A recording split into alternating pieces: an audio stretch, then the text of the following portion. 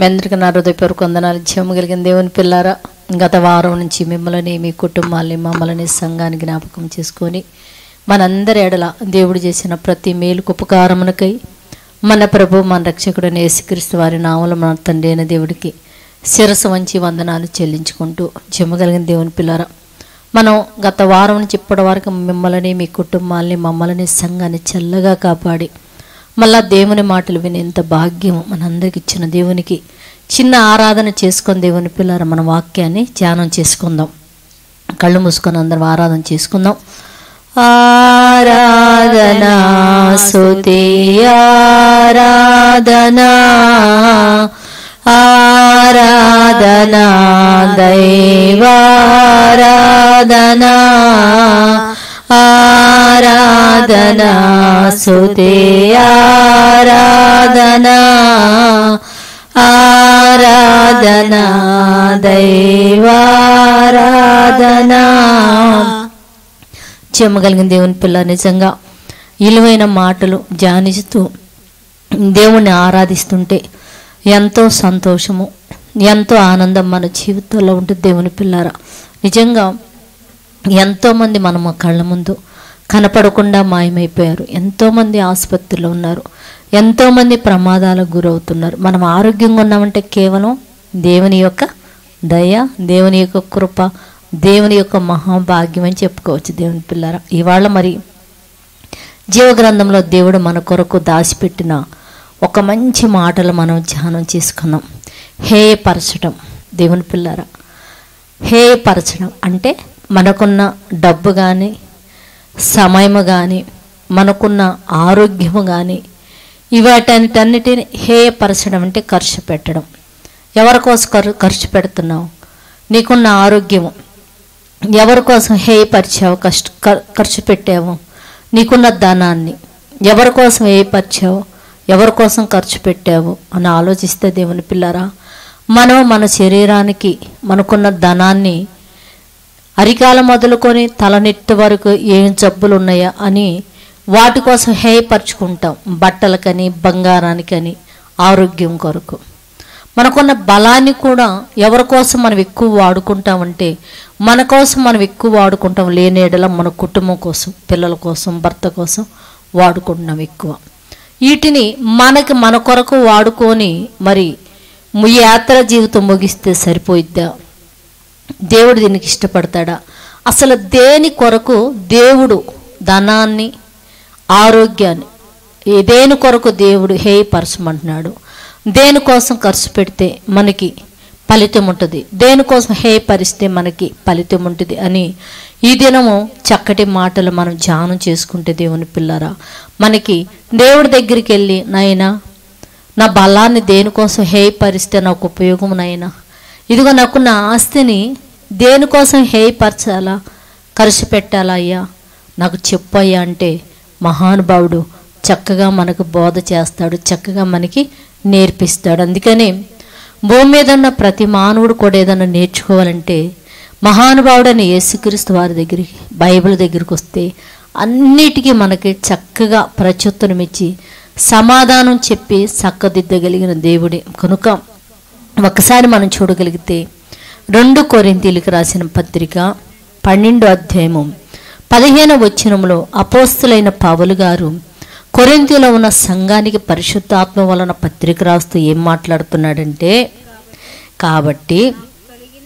కాబట్టి నాకు కలిగిన యావర్తును మీ ఆత్మల కొరకు బహు సంతోషంగా హేయపరిచాను. అంటే బహు సంతోషం అంటే నాకు కలిగిన యావత్తు అంటే ఆస్తి, లేదా ధనము, లేదా వయస్సు, లేకపోతే ఆరోగ్యం, లేకపోతే తనను తానే నాకు కలిగిన యావర్తును బహు సంతోషము అంటే ఏడుస్తా కాదు, బాధపడతా కాదు అంటే బహు సంతోషంగా మీ కొరకు నేను హేయపరిచాను అంటే ఖర్చు పెట్టాను, బహు సంతోషంగా ఖర్చు పెట్టాను మీ కొరకు నేను. నాకు కలిగిన యావత్తు. నిజంగా పౌలు గారు చక్కగా పెళ్లి చేసుకొని కుటుంబ జీవితాన్ని కొనసాగించవచ్చండి, లేదా తనకు కలిగిన ఆస్తిలో తను ఎంతో ఎంజాయ్ చేయొచ్చు, చక్కగా ఉండొచ్చు. కానీ తను పెళ్లి కూడా చేసుకోకుండా తన కలిగిన యావత్తును కూడా బహు సంతోషంగా ఏటి కొరకు ఖర్చు పెట్టానంటే ఇదిగో మీ ఆత్మల కొరకు నేను ఖర్చు పెట్టానని మాట్లాడుతున్నాడు. అందుకే పౌలు గారు ఇంత సంతోషంగా ఇంత అంటే ఆనందంతో అంత ధనాన్ని ఆత్మల కొరకు ఖర్చు పెట్టాలని పౌలు గారికి ఎలా తెలుసు, అసలు ఎలా ఇది ఆలోచించి ఉంటాడు అని చెప్తే, మహానుభావుడైన యేసుక్రీస్తు వైపు తిరిగి చూశాడు. యేసుక్రీస్తు ఆలోచన వైపు తిరిగారు. యేసుక్రీస్తు బోధ వైపు ఆయన నిలిచి ఉన్నాడు గనుక నా కొరకు ప్రాణం పెట్టిన యేసుక్రీస్తు వారు తనను తాను ఎలా హేయపరుచుకొని ఆత్మలు రక్షించే విషయంలో ఎలా శ్రమపడి తిరిగి మరణించిన 3వ దినం లేచి పరలోకానికి వెళ్ళగలిగాడు అంటే తన సమస్తాన్ని వేయపరిచాడు. నేను కూడా అలా చేయగలిగితేనే నేను కూడా నిత్య జీవాన్ని స్వతంత్రించుకునే భాగ్యం నాకు కలిగి ఉంటుందని మరి అదే కొరింథీ పత్రికలో మాట్లాడుతూ మనం చూడగలిగితే 8వ అధ్యాయము 8-9 మళ్ళా 2 కొరింథీ పత్రిక 8వ అధ్యాయం 9వ వచనంలో ఒక మాట రాయబడి చూద్దాం. దేవుని పిల్లారా, మీరు మన ప్రభువైన యేసుక్రీస్తు కృపను ఎరుగుదురు కదా. అంటే మన ప్రభువైన యేసుక్రీస్తు కృప మీకు తెలుసు కదా, ఎరుగుదురు కదా. ఆయన ధనవంతుడయ్యుండి, అంటే యేసుక్రీస్తు వారి స్థితి ఏంటో తెలుసా? ధనవంతుడు. పరలోకమందున్న దేవుడు కుడిపాశాన్ని కూర్చొని ఉన్న ఆయన ఎలాంటి వాడంటే ధనవంతుడయ్యి ఉండి మీరు తాను దారిద్ర్యం వలన మీరు ధనవంతులుగా అవ్వాలని మన నిమిత్తం దరిద్రుడుగా ఈ లోకములోకి వచ్చాడంట. అంటే ధనాన్ని వదిలిపెట్టుకొని మిమ్మల్ని ధనవంతులు చేయాలనుకున్నాడు. మిమ్మల్ని ధనవంతులు చేయాలని మీ కొరకు తన ధనాన్ని అంతా కూడా హేయపరిచి దరిద్రుడుగా మారి లోకానికి వచ్చాడు ఆయన. ఏమంటే మీ ఆత్మలను రక్షించాలని, మీ ఆత్మలను ఎలాగైనా నిత్య జీవానికి తీసుకొని వెళ్ళిపోవాలని మీ అందరి నిమిత్తం అంట యేసుక్రీస్తు వారు మన అందరి నిమిత్తం అంట దరిద్రుడుగా మారి మనల్ని అంట ధనవంతులుగా చేయాలనుకున్నాడండి దేవుని పిల్ల. అంటే తనకున్న ధనాన్ని, అధికారాన్ని, తనకున్న ఘనతను కూడా అన్నీ కూడా హేయపరుచుకొని ఒక దరిద్రుడుగా ఈ లోకానికి వచ్చి మనల్ని అంతా ధనవంతులు చేశాడంటే ఎవరమ్మా? యేసుక్రీస్తు వారు, మహానుభావుడైన యేసుక్రీస్తు వారు ధనవంతులుగా చేయించను అని రాయబడింది. మరి ఈ ధనవంతుడైన వాడు సమస్తాన్ని హేయపరుచుకొని మన కోసం దరిద్రుడుగా మారిన ఈ వ్యక్తి అండి ఒక కుటుంబానికి వెళ్ళాడండి. ఒక కుటుంబానికి వెళ్ళినప్పుడు అక్కడ ఏం జరిగిందో తెలుసా దేవుని పిల్లారా? మనం చూడగలిగితే లూకాసు వార్త 19వ అధ్యాయం ఏమండి, పరలోకాన్ని, ఘనతని, ఆ ధనాన్ని వదిలి దరిద్రుడుగా మారి, ఏమంటే దరిద్రులుగా మారి మనము ధనవంతులై దరిద్రులుగా ఇక్కడ బతుకుతున్నాం కదండి. ధనాన్ని దేనికోసం ఖర్చు పెట్టాలనో, దేనికోసం దీన్ని ఉపయోగించుకోవాలనో తెలియక ధనవంతులను చెప్పుకుంటున్న మనం దరిద్రులమైపోయి నిత్య నరకానికి వెళ్ళిపోయే పరిస్థితుల్లో మహానుభావుడైన యేసుక్రీస్తు ధనవంతుడయ్యి మనల్ని ధనవంతులుగా చేయడానికి దరిద్రుడుగా ఈ లోకంలో పుట్టాడు కదా. ఈ లోకంలోమో ధనవంతుడు, పరలోకంలో దరిద్రుడు. అయితే ఈ లోకంలో ధనవంతుడై పరలోకానికి వెళ్ళటానికి దరిద్రతను కొని తెచ్చుకున్న మహానుభావుడైన ఏమంటే జక్కరయ్య గారి దగ్గరికి వచ్చాడు. ఎవరు? యేసుక్రీస్తు వారు వచ్చి ఇక్కడ మార్గం అంట వెళుతూ ఉన్నాడట. మార్గంను వెళుతూ ఉండగానే ఇంతకీ ఈయన మహా అద్భుతాలు చేస్తాడంట, మహాస్వస్థతలు చేస్తాడంట. ఈయన్ని ఏ రీతిగా చూడాలంటే ఇప్పుడు జక్కయ్య పరిస్థితి ఎలాగుందండి? చక్కగా వడ్డీ వ్యాపారం, దయా దాక్షణం లేకుండా వడ్డీల మీద వడ్డీలు సొంకం వసూలు చేస్తూ బాగా సంపాదించి ఈ లోకంలో ధనవంతుడై ఉన్నాడు దేవుని పిల్లారా. అయితే ఏమంటే ఈ లోకంలో ధనవంతుడైన ఈయనది ఆ మార్గమునంట యేసుక్రీస్తు వారు వెళ్తుంటే ఈయన ఎలాగైనా నేను చూడాలని చెప్పేసి మేడు చెట్టు ఎక్కినప్పుడు యేసుక్రీస్తు వారు ఆ దోమను వెళ్తున్నప్పుడు జక్కయ్యని చూసి, జక్కయ్య దిగు, నేడు నేను నీ ఇంట్లో ఉండాల్సి వచ్చింది, ఇంటికి వస్తున్నా నేను, దిగు జక్కయ్య అనగానే గబా దిగాడండి. దిగి యేసుక్రీస్తు వారిని వాళ్ళ ఇంటికి వెళ్ళాడో లేదు, ఆ మహానుభావుడు వాళ్ళ ఇంట్లో కాలు పెట్టాడే లేదు. ఎమ్మట ఏమన్నాడు తెలుసా? జక్కయ్య నుంచోని అంటున్నాడు, ప్రభా నా ఆస్తిలో సగభాగం నేను పేదలకు ఇచ్చేస్తున్నా. అంటే ధనవంతుడని చెప్పుకుంటున్నా నేను దరిద్రుడనే సంగతి నాకు తెలియదయ్యా.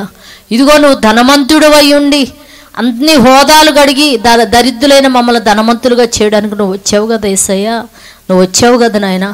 ఈ దినం నేను చెప్తున్నానయ్యా, నాకున్న దరిద్రతని నేను పోగొట్టుకొని నేను కూడా పరలోకానికి ధనవంతుడిగా అవ్వాలనుకుంటున్నానయ్యా.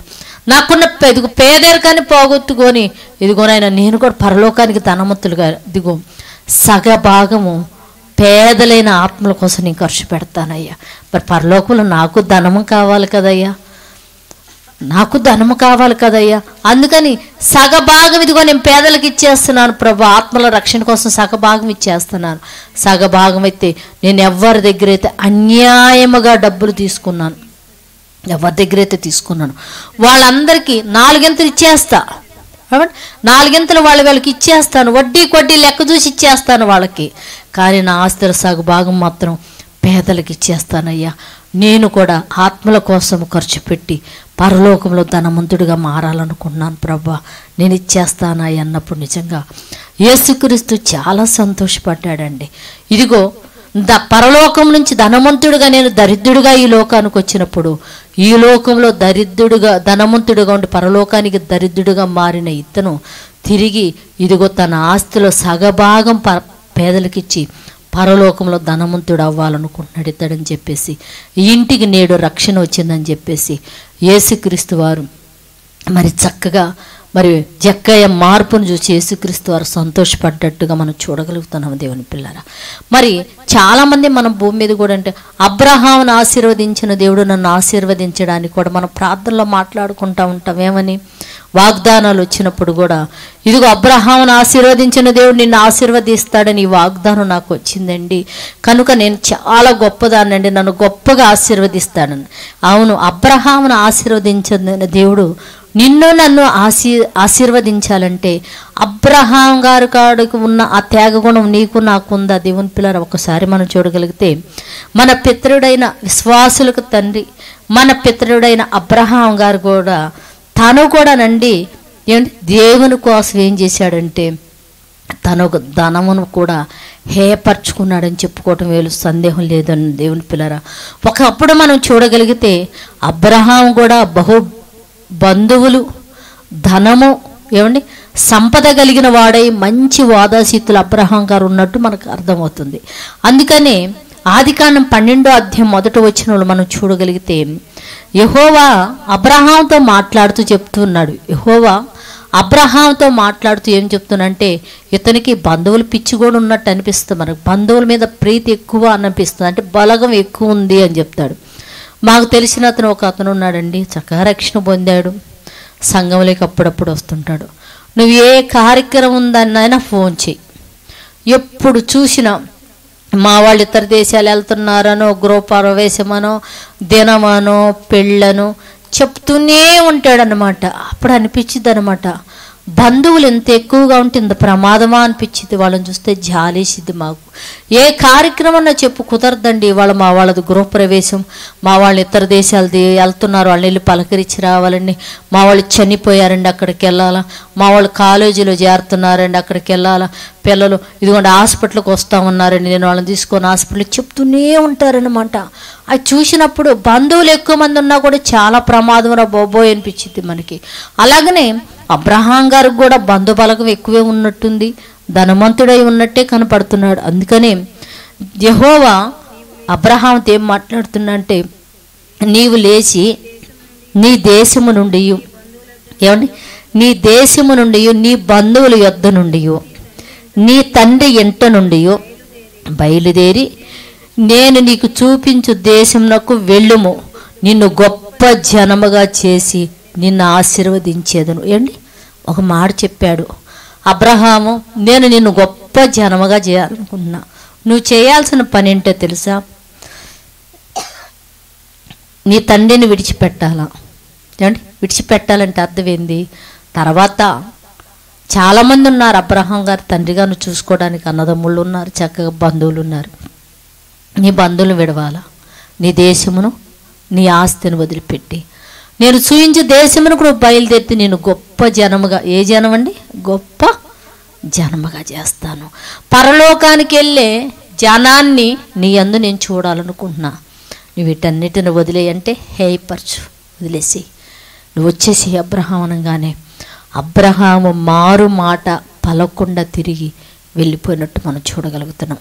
అలా వెళ్ళాడు కనుకనే అతను ఆశీర్వదింపబడ్డట్టుగా మనం చూడగలుగుతున్నాం. దేవుని హేయపరచుకోవటం, వదిలిపెట్టడం. దేవుని పిల్లారా, దేవుని కోసం హేయపరచుకోవటము, వదిలిపెట్టగలటం, నీ బలాన్ని దేవునికి ఉపయోగించడం. నీవు నేను ప్రభువును నమ్ముకుంటున్నావని చెప్పుకుంటున్న నీవు నేను మనకు కలిగి ఉన్న సంపద అంటే డబ్బులో ఎన్ని ఆత్మల రక్షణ కొరకను హేయపరిచావు దేవుని పిల్లారా, హేయపరిచావు. ఎన్ని ఆత్మల రక్షణ కొరకు నీ డబ్బులు హేయపరిచావు. ఎంతమంది ఆత్మలు వచ్చి మందిరంలో కూర్చుంటున్నప్పుడు ఆ మందిరం కట్టడలో నీ డబ్బు ఎంతవరకు హేయపరిచావు. నువ్వు నీ శరీరానికి ఖర్చు పెట్టుకుండే దానిలో సగభాగమును ఉపయోగించావా దేవుని పిల్లరా? నువ్వు పుట్టిన కాడి నుంచి ఒగొచ్చిన కాడి నుంచి ఇప్పటి వరకు నీ శరీరానికి ఎంత ఖర్చు పెట్టుకున్నావు, దాంట్లో సగభాగం అని ఇచ్చావా దేవుని పిల్లరా? సగభాగం అని ఇచ్చావా? అబ్రహాము సమస్తాన్ని విడిచిపెట్టి దేవుడు చెప్పిన ప్రాంతానికి వెళ్ళిపోవడానికి సిద్ధపడ్డాడు కనుక గొప్ప జనముగా చేశాడు దేవుని పిల్లారా. యేసుక్రీస్తు వారు పరలోకములో ధనవంతుడై ఉన్నప్పుడు తండ్రిని విడిచిపెట్టాడు దేవుని పిల్లలారా. యేసుక్రీస్తు వారు కూడా పరలోకం అంటే ఒక్క నిమిషము కూడా తండ్రి అయిన దేవుడిని విడిచిపెట్టి ఉండలేని యేసుక్రీస్తు వారు కూడా పరలోకంలో తన తండ్రిని వదిలిపెట్టాడు, సింహాసనాన్ని వదిలిపెట్టాడు, తన ఘనతలన్నీ కూడా వదిలిపెట్టి దరిద్రులైన మనల్ని ధనవంతులుగా చేయడానికి దరిద్రుడిగా ఈ లోకానికి వచ్చి సమస్తాన్ని హేయపరచుకొని వచ్చినట్టుగా మనం చూడగలుగుతున్నాం. పౌలు గారు కూడా మనం చూడగలిగితే అధికారము కలిగిన వాడే. పౌలు గారు అధికారము కలిగిన వాడు, మంచి విద్య కలిగిన వాడు, ధనవంతుడు కూడా అయినప్పటికీ ఆత్మల కొరకంట తనకున్న ధనమునంతా సంతోషంగా హేయపరచుకున్నాడంటే అండి, బాధతో కాదు, సంతోషంగా హేయపరచుకున్నట్టు చూడగలుగుతున్నాం. అంటే సంతోషం, అమ్మో నా సంపద కోసము ఇన్ని ఆత్మలు, నా ధనముతో ఇన్ని ఆత్మలు రక్షింపబడుతున్నాయా, నేను పెళ్లి చేసుకోకుండా ఉండటం వలన నేను ఎక్కువ దేవుని పని చేయగలను, ఎక్కువ ఆత్మలను నేను రక్షించగలను అని చెప్పేసి దేవుని పిల్లరా మరి పెళ్లి వివాహాన్ని కూడా దేవుడి కోసం విసర్జించినట్టుగా మనం చూడగలుగుతాం. తనకున్న ధనమునంత బహు సంతోషముతోనంట ఆత్మల రక్షణ కోసం ఖర్చు పెట్టినట్టు మనం చూడగలుగుతున్నాం. మరి జక్కయ్య దేవుని పిల్లరా ఏమండి, వడ్డీ వ్యాపారి, కఠినమైన వాడే. ఎప్పుడైతే యేసుక్రీస్తు వారి తన ఇంటి ప్రవేశించాడో, ఇదిగో అయ్యా పేదవారికి, పేద ఆత్మల రక్షణకు సగభాగం ఇచ్చేస్తాను, దాంట్లో నేను వెనకండి ఏమి చేసేస్తా, సంపాదించడమే నేర్చుకున్నా, నేను తిరిగి ఇవ్వటం హేయపరచడం అనేది నాకు తెలియదు ప్రభా, నువ్వు నా ఇంటికి వచ్చావు కనుక బహు సంతోషంగా ఉంది, నాకు బహు ఆనందంగా ఉంది, సగభాగం నేను పేదలకు హేయపరుస్తాను నా ధనంలో అన్నాడు. నేను ఎవరి దగ్గర అయితే అన్యాయంగా తీసుకున్నానో వాళ్ళకి 4 చెల్లిస్తానన్నాడు దేవుని పిల్ల. ఇవాళ ప్రభువును నమ్ముకున్న నీవు నేను మనము నీ బలాన్ని దేవుడి కోసం హేయపరుస్తున్నావా దేవుని పిల్లరా? నీ సమయాన్ని దేవుడి కోసం హేయపరుస్తున్నావా? నీకున్న ధనాన్ని ఆత్మల రక్షణ కొరకై హేయపరుస్తున్నావా నిజంగా? లేకపోతే నీకున్న ధనాన్ని కేవలం నీ పిల్లలకి ఆస్తులని, ఇళ్ళని, వాకిళ్ళని, అవని ఇవని చెప్పి నీ పిల్లల కొరకే వాటిని సమకూరుస్తున్నావా? లేదా వాటిని పరలోకానికి అనేక మందిని పంపించడానికి నీ ధనాన్ని ఆత్మల కోసం హేయపరుస్తున్నావా? ఒక్కసారి జ్ఞాపకం చేసుకో దేవుని పిల్లారా. అందుకనే మన పౌరుషితి పరలోకంలో ఉందో దేవుని పిల్లారా. దాని మీద కానీ మన గురి ఉండి మన సంపద ఆత్మల రక్షణ కోసం హేయపరచగలిగితే మరణం తర్వాత ఒక సంతోషకరమైన లోకములోకి వెళ్ళి మనందరం కూడా సంతోషంగా ఉండే భాగ్యము అనుభవించగలం. అలాంటి భాగ్యం మనందరం కలిగి ఉండాలని ప్రేమతో తెలియచేస్తూ ప్రార్థన చేసుకుందాం. పరిశుద్ధుడా, జీవము కలిగిన మా పరలోకపు తండ్రి, నాయన నీ కృప కలిగిన నామానికి వందనాలు తండ్రి. అవును నాయన, పౌలు గారు ఇదిగో తండ్రి తనకున్న ధనాన్నంతా ఆత్మల కొరకు బహు సంతోషంగా హేయపరుస్తున్నా అని చెప్తున్నాడు నాయన. ఇదిగో నాయన యేసుక్రీస్తు ధనవంతుడై ఉండి నాయన దారిద్రుడుగా ఈ లోకంలోకి వచ్చి మమ్మల్ని ధనవంతులను చేశాడు నాయన. ఇదిగో నాయన జక్కయ్య అయితే నాయన యేసుక్రీస్తు వారు తన ఇంట్లో తన పాదం పెట్టగానే నాయన ఇదిగో అయ్యా సగభాగం నేను పేదలకు హేయపరుస్తున్నాను ప్రభు అని చెప్పాడయ్యా. ఒక అబ్రహాం అయితే తండ్రి ఇదిగో తన దేశాన్ని, తన తల్లిని, తల్లిదండ్రులు, తన ధనాన్ని, సమస్తాన్ని వదిలిపెట్టి ఇదిగోనైనా నువ్వు చెప్పిన దేశముకు బయలుదేరినప్పుడు తండ్రి, ఎడవగలిగినప్పుడు నాయన అతను గొప్ప జనముగా నువ్వు చేసావు తండ్రి.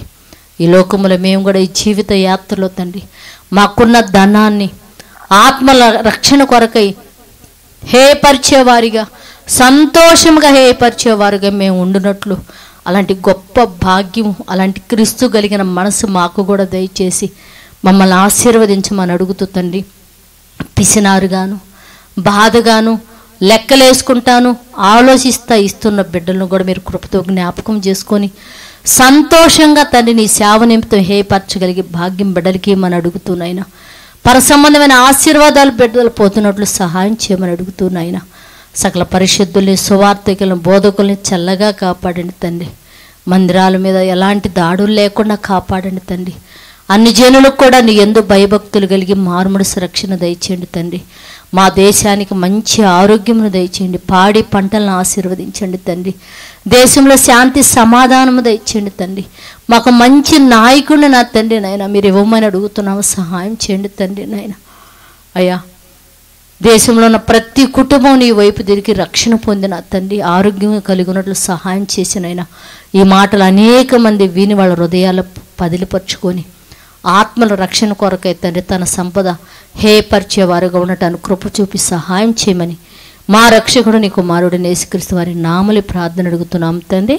ఆమేన్. మీ అందరికీ నా హృదయపూర్వక వందనములు, ధన్యవాదాలు. చెమ్మగలిగిన దేవుని పిల్లరా, ఈ మాటలు మీరు సబ్స్క్రైబ్ చేసుకోండి, అనేక మందికి తెలియచేయండి. ఎవరికైనా ఇంకా నా ఛానల్ మీరు తెలియకపోతే జూడిత CGC అన్న నా ఛానల్ మీరు సబ్స్క్రైబ్ చేసుకోవాల్సిందిగా ప్రేమతో తెలియచేస్తూ మీ అందరికీ నా హృదయపూర్వక వందనములు, ధన్యవాదాలు.